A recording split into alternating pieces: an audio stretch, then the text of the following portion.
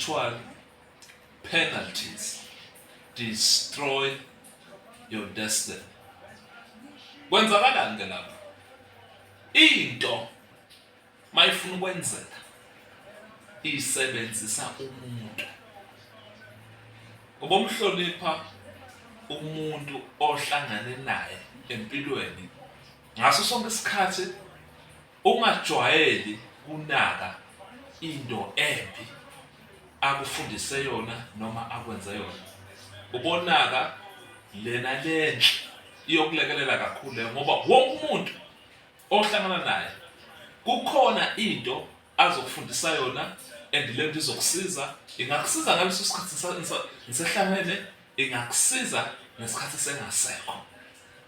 Ikhona ke into lemfihlo lapho bese iyenzeka. Kukhona abantu